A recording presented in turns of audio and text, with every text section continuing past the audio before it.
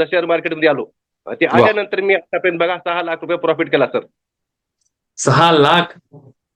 Lockdown लागल्यानंतर म्हणजे आपले उद्योग व्यवसाय सगळे बंद पडले होते, ठप्प पडले होते.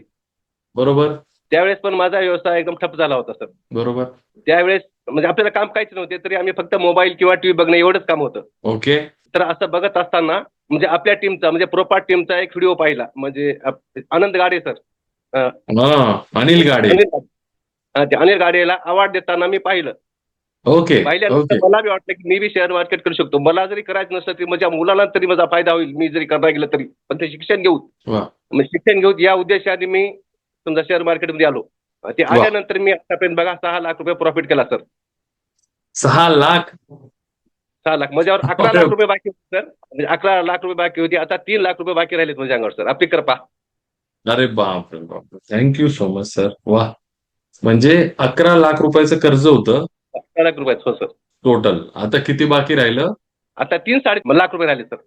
क्या बात आहे सर. वा. एक नंबर सर. एकदम मस्त सर. एक नंबर. वाव.